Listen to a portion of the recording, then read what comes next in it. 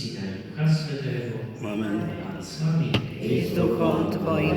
Ježišu, ty si dobrý pastier a poznáš svoje ovečky, Pane, zmiluj sa. Pane, zmiluj sa. Hľadáš každú stratenú ovečku, Kriste, zmiluj sa. Kriste, zmiluj sa. Ty nás vedieš na nebeské pastviny, Pane, zmiluj sa. Pane, zmiluj sa. Ak sa nad nami zmiluje všemohúci Boh, nech nám hriechy odpustí a privedie nás do večného života. Amen.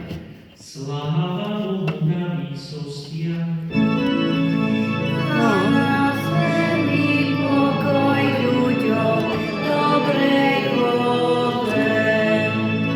Chválime ťa, velebíme ťa, kláňame sa ti, oslavujeme ťa, vzdávame ti vďaky, lebo veľká je sláva tvoja.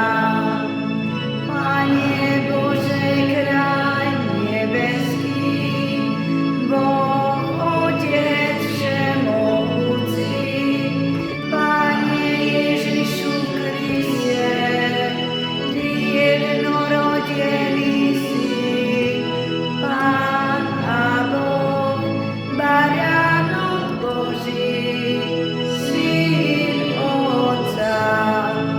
Ty snímaš hriechy sveta, zmiluj sa nad nami.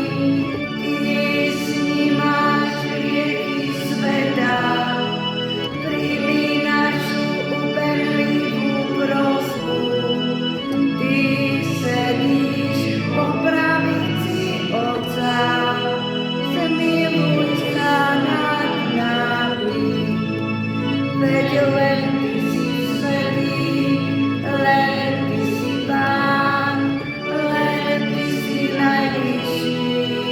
Ježišu Kriste, s Duchom Svätým, sláve Boha Otca. Amen. Modlíme sa.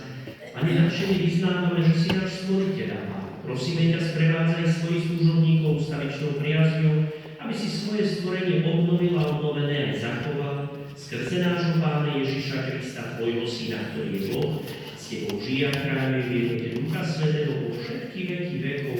Amen. Amen.